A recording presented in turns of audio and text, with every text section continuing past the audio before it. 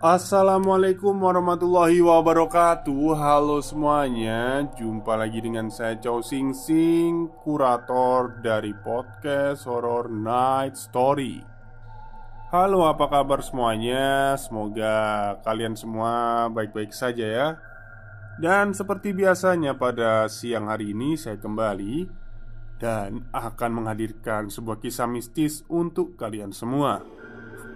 Kisah mistis kali ini adalah lanjutan yang kemarin ya, Lelaku, yang ditulis oleh Mas Simpleman dan berdasarkan narasumber yang pernah ditemui oleh Mas Simpleman.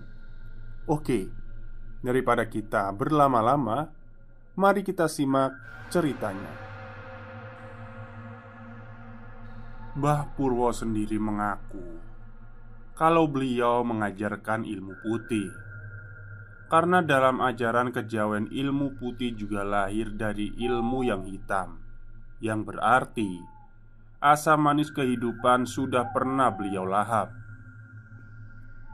Bedanya, Dodit langsung dibawa masuk ke ilmu putih ini. Mbak Purwo mengaku takut karena Dodit sendiri masih belum bijaksana. Singkat cerita, Mbah Purwo sudah berpesan kalau mendekati hari-hari terakhir puasa mutihnya akan semakin sulit dan sukar dijalani. Akan banyak yang datang meminta kepada Dodit. Cuma Dodit saat itu belum mengerti sepenuhnya maksud kata Mbah Purwo. Pada malam ke-20, saat itu Dodit sedang duduk bersila di dalam rumah. Beberapa kali ia melirik ke arah jam dinding. Dia harus tahan. Dia tidak boleh tidur jika waktu belum melewati pukul 12 malam. Dan anehnya, saat itu tiba-tiba tubuh Dodit merasakan merinding yang sangat luar biasa. Ia sudah diperingatkan kalau mendekati hari-hari terakhir, para dayoh akan datang. Mereka ini akan menawarkan banyak hal kepada Dodit, tapi tentu dengan satu imbalan yang berbeda-beda. Disitulah letak apakah Dodit akan bisa menuntaskan puasa mutihnya selama 40 hari. Jadi, malam itu Dodit mendengar ada suara lirih perempuan, seperti tertawa mengikik. Suaranya lirih dan terasa jauh. Namun Dodit sebenarnya bisa merasakan kalau dayoh ini sebenarnya berada tidak jauh dari dirinya. Dayoh itu tamu ya. Masalahnya, Dodit tidak bisa melihatnya. Ia hanya baru bisa merasakannya. Jarum jam sudah menunjukkan pukul 11.55. Tinggal 5 menit lagi. Jadi, meskipun badan terasa dingin dan bulu kuduk terus berdiri, Dodit mencoba untuk tetap kuat. Ia terus menghitung jarum jam yang terus bergerak itu. Tinggal sebentar lagi, tinggal sebentar lagi, katanya dalam hati. Tepat saat jarum jam akhirnya melewati angka 12, Dodit mengamalkan pesan dari Mbah Purwo. Dodit membasuh wajahnya dengan tangan kosong sembari tetap bersila. Dodit kemudian menatap cermin yang ada di kamar. Sontak ia tersentak saat menyadari kalau dia sejak tadi ternyata dipeluk oleh sosok wanita yang memiliki lidah yang sangat panjang dengan tangan kurus kering yang melingkar di lehernya. Ya, ini adalah kali pertama Dodit melihat dayoh yang dimaksud oleh Mbak Purwo. Sosok itu menyeringai sembari masih menjulurkan lidahnya yang panjang. Tapi Mbak Purwo sudah memberi wejangan kepada Dodit untuk tidak takut. Karena kalau Dodit takut, puasa mutihnya selama 40 hari akan jadi sia-sia. Karena Dodit tidak ada bedanya dengan orang-orang lain yang ada di sekitarnya. Jadi, Sembari menunjukkan wajah yang pucat, Dodit bertanya, "Jenengan sinten? Kamu siapa?" Jadi sosok itu tidak menjawab pertanyaan Dodit. Dia cuma bilang kepada Dodit dalam bahasa Jawa yang halus sekali, seperti orang tua kepada anaknya, "Nak, biarkan aku ikut kamu ya. Aku bikin kamu jadi anak yang tampan, yang bisa membuat semua wanita jatuh hati sama kamu. Derajatmu akan tinggi, tidak ada lagi yang merendahkanmu." Saat itu Dodit bingung. Dia tidak percaya dengan perkataan itu. Dengan wajah penasaran, Dodit kemudian bertanya, "Apa yang harus saya berikan kepada Anda?" Sosok itu seperti sadar kalau Dodit rupanya sudah diberikan wejangan oleh orang, sehingga makhluk itu menyeringai semakin lebar. Dengan suara yang masih terdengar halus, lembut namun begitu dingin, sosok itu menjawab pertanyaan Dodit, "Semua anak ganjilmu 1, 3, 5, dan 7." Sosok itu kemudian tertawa dengan suara melengking. Sejak saat itu, setiap malam sosok-sosok Dayo yang berbeda selalu datang menemui Dodit. "Saya kurang paham ya dengan anakmu yang lahir ganjil. Maksudnya mungkin Oh, maksudnya mungkin kalau nanti Dodit nikah, itu anaknya jadi tumbal gitu mungkin ya." Oke, lanjut. Sejak saat itu, setiap malam dia kedatangan sosok-sosok Dayo yang berbeda-beda, selalu datang menemui Dodit. Semua Dayo itu memiliki tujuan yang sama, yaitu ingin ikut Dodit sampai mati. Tapi setiap ditanya soal nama, mereka tidak akan mengatakannya.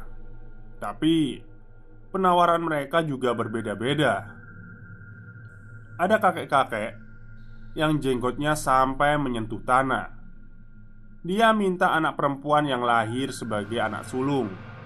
Ada wanita tua bungkuk yang meminta dimandikan air kembang setiap malam 1 suro.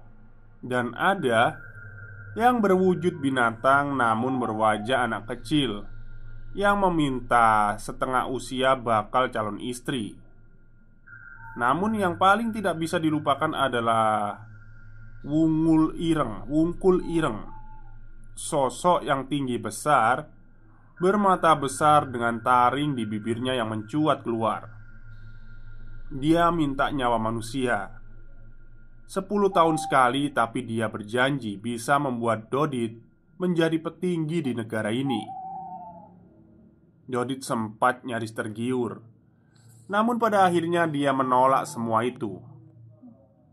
Sayangnya, semakin mendekati hari ke-40, semakin sulit godaan yang datang silih berganti. Dodit semakin takut karena perkara yang dia jalani terasa sukar. Pada malam ke-37, Dodit menemui Mbah Purwo, menolak untuk melanjutkan puasa yang dia alami. Alasannya, saat itu Dodit bertemu dengan tukang becak. Si tukang becak menawari Dodit tumpangan setengah memaksa. Beliau mungkin mengharap Dodit menjadi pelanggan pertamanya hari itu. Tapi saat itu Dodit sedang tidak mau karena dia sendiri tidak memiliki uang. Namun si tukang becak terus menawari, nyaris semakin memaksa. Bahkan si tukang becak itu sempat mengumpat di belakang Dodit dengan wajah merah padam. Dodit berkata kepada si tukang becak itu, "Hah, mati saja kamu." Benar saja. Belum 5 menit Dodit mengatakan itu, si tukang becak yang berniat menyeberang satu jalan yang besar itu tiba-tiba dihantam oleh truk pasir, di mana kepala si tukang becak itu kemudian digilas sampai menjadi bubur.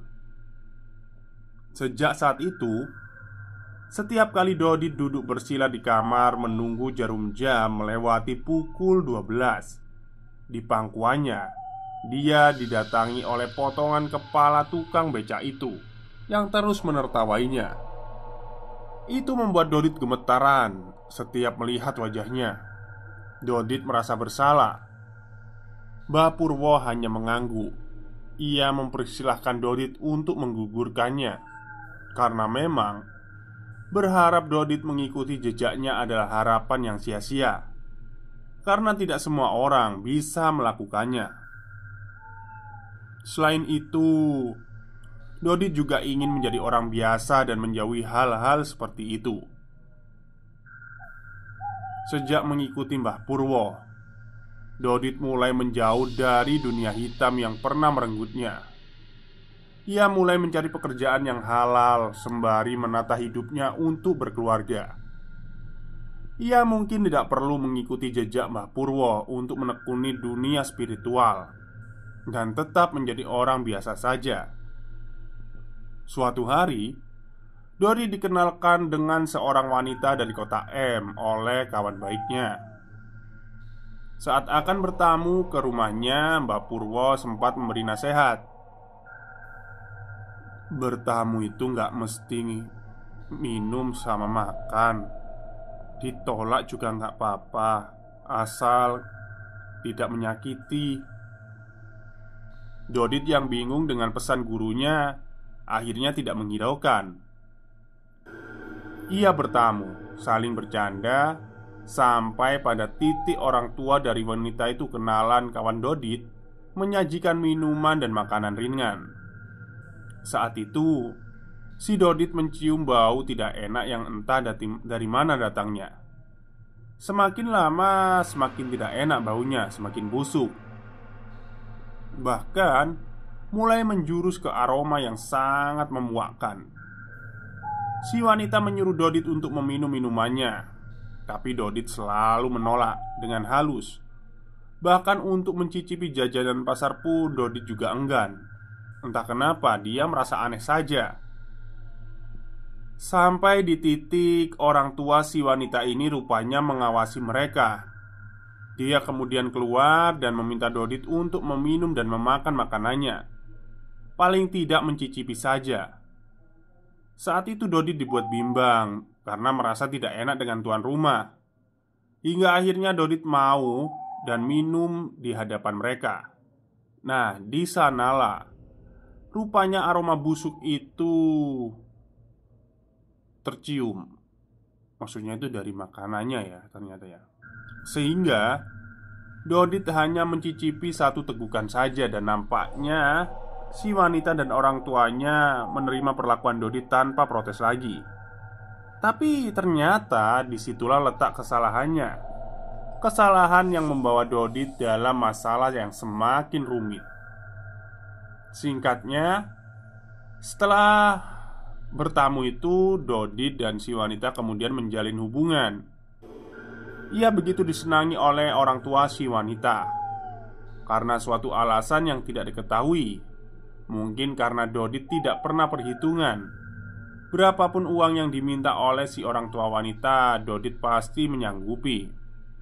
Dan permintaan apapun juga pasti Dodit lakukan. Di sini, Dodit sendiri pun merasa tidak ada masalah dengan hubungannya. Namun satu kawannya merasa curiga.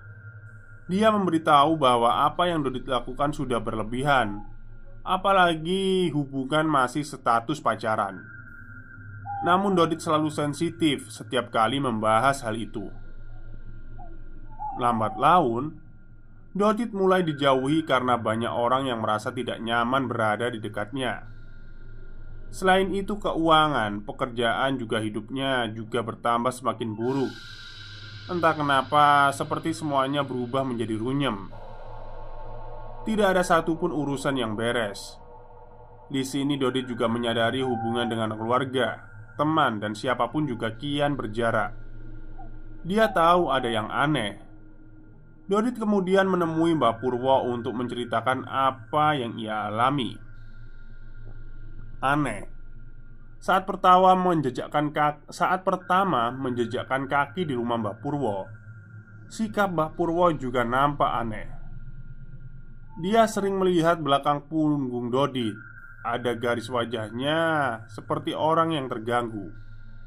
Namun Mbah Purwo dengan sabar mendengarkan setiap keluh kesah yang Dodit katakan. Semuanya bermula saat dia bertemu dengan wanita itu hingga sekarang memutuskan untuk menjalin hubungan asmara. Bahkan mereka sudah mulai membicarakan tentang jenjang pernikahan. Nah, Mbah Purwo kemudian bertanya, apakah Dodit pernah diajak bertemu sama wanita tua di suatu tempat di pedalaman. Dodit nampak bingung. Dia mencoba berpikir namun tak kunjung menemukan jawaban. Di situ Mbah Purwo memegang tangan Dodit dan mendadak dia ingat sesuatu. Jadi, ceritanya pada suatu malam Dodit pernah diajak oleh rombongan keluarga si wanita. Dodit diajak ke sebuah kaki gunung melewati jalan yang kiri kanan jalan hanya ditemui pohon di dalam hutan di sebuah rumah kayu. Yang anehnya hanya ada satu rumah saja yang ada di tempat itu.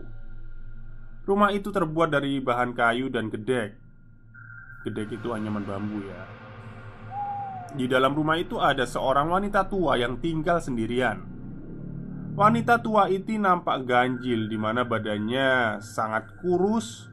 Bahkan Dodit bisa melihat tulangnya yang dibalut dengan kulit tipisnya itu. Si wanita ini tidak banyak bicara. Dia hanya memberi Dodit kopi dan Dodit harus menghabiskannya. Setelah itu tidak ada yang terjadi karena mereka kemudian pulang begitu saja. Anehnya Dodit tidak begitu ingat kejadian ini jika Mbah Purwo tidak menyentuh tangannya. Mbah Purwo hanya tersenyum saat mendengarnya. Beliau kemudian mengambil sebuah air dari dalam gentong lalu meminumkannya ke mulut Dodit. Sembari tertawa, Mbah Purwo kemudian berkata, "Kamu ini gak pernah ya dengerin aku?" Ucapnya setengah bercanda. Mbah Purwo kemudian bergurau. Dia bertanya kepada Dodit, "Kamu pengen tahu apa yang terjadi sama kamu?" Dodit yang dalam kondisi penasaran tentu saja ingin tahu. Dia mengangguk lalu Mbah Purwo berdiri dan mengajak Dodit keluar dari rumah. Saat pintu rumah Mbah Purwo dibuka, saat itulah Dodit berjingkat karena terkejut. Karena di balik pintu kayu rumah Mbah Purwo tepat di hadapan mereka ada seseorang yang sedang melotot sembari berjongkok di depan Dodit dan Mbah Purwo. Orang itu tak lain adalah si wanita tua kurus itu. Dodit tentu saja kaget, sekaligus merinding. Karena si wanita tua itu tak bergerak sedikit pun. Dia hanya berjongkok sambil melotot kosong menghadap ke arah pintu. Mbah Purwo kemudian berkata, kalau wanita inilah yang selama ini ngelintrik Dodit. Ngelintrik Dodit menggunakan media kartu dari kopi yang Dodit minum. Lentrik. Iya, kalau nggak salah itu lentrik itu pakai kartu ya. Tapi bukan kartu tarot ya. Oke, kita lanjut. Mbah Purwo kemudian mengatakan kepada Dodit untuk pulang karena mulai dari sini dia akan mengurusnya. Dan lebih baik mulai sekarang dia berpikir ulang apakah mau melanjutkan hubungan dengan wanita itu atau setidaknya mencari yang lain. Mbah Purwo tidak mau terlalu jauh ikut. Singkat cerita, Dodit mulai jaga jarak dengan si wanita dan orang tuanya. Dodit juga memutuskan untuk tidak lagi bersama dengan wanita itu karena alasan lintrik itu. Disitulah saat malam, ketika Dodit tidur di atas ranjang, tiba-tiba di bawah ranjangnya Dodit mendengar sesuatu. Ada suara terdengar seperti tulang-tulang yang berkretekan. Dodit terbangun lantas menengok ke bawah ranjang. Dia takut kalau ada sesuatu binatang atau semacamnya. Anehnya, tidak ada apapun di bawah ranjang kecuali benda-benda usang yang lama tak terurus. Saat Dodit kembali ke atas untuk melanjutkan tidurnya, Dodit tercekat karena di atas kasurnya sudah duduk wanita tua yang melotot sambil menyeringai ke arahnya. Dodit seketika itu menjerit keras, dan kejadian itu tidak pernah bisa Dodit lupakan sampai saat ini. Mbak Purwo kemudian berkata kalau beliau akan membereskan wanita tua itu. Jadi, dia akan datang ke rumah si wanita tua itu bersama Dodit. Saat mengetuk pintunya, Mbak Purwo merasakan kalau wanita tua itu ada di dalam sedang melakukan sesuatu. Dodit yang semakin takut akan terjadi hal-hal di luar nalar kepadanya memaksa Mbak Purwo untuk mendobrak pintu. Tapi Mbak Purwo berkata, sebagai orang yang bertamu harus menjunjung tinggi adab dan hukumnya wajib. Jadi dia memilih untuk menunggu saja. Tak lama berselang, si wanita tua akhirnya keluar dan menemui mereka. Terjadi pembicaraan di mana Mbak Purwo meminta dengan sopan untuk tidak melanjutkan kegiatan usilnya yang berhubungan dengan Dodit. Anehnya, si wanita tua itu malah tertawa. Dia tidak bisa berbicara kecuali tertawa. Sementara suara tertawanya terdengar mirip sekali dengan suara tertawa kuntilanak. Singkat cerita, Mbak Purwo yang selalu meminta dengan nada ramah dan sopan terus-menerus tidak dihiraukan. Disitulah pertama kalinya Dodit melihat wajah Mbak Purwo yang marah. Mbak Purwo melayangkan ancaman yang baru ini Dodit dengar keluar dari mulut beliau. "Kamu, kalau sampai masih berani mengganggu muridku, kujamin kepalamu muter, tulangmu akan kubakar, darahmu akan kusesap. Kamu akan melihat duniamu yang tidak seberapa itu selesai di tanganku. Dengar itu orang sinting." Wanita tua itu untuk pertama kalinya akhirnya tidak tertawa lagi. Ia kemudian pergi ke dalam rumah dan kembali menawarkan air putih. Dengan ramah, Mbak Purwo kemudian berkata kepada Dodit, "Mulai hari ini wanita tua itu tidak akan lagi berani menyentuhmu." Dan semenjak itu urusan dengan wanita tua itu akhirnya berakhir. Dan Dodit dengan pacarnya juga berakhir. Untuk yang waktu lama, Dodit akhirnya sudah menikah. Ia juga semakin jauh dengan kehidupan mistis. Bahkan ia juga sudah jarang berkunjung ke rumah Mbak Purwo. Namun, suatu ketika Dodit harus kembali menemui beliau karena suatu urusan yang mana belum pernah Dodit alami sebelumnya.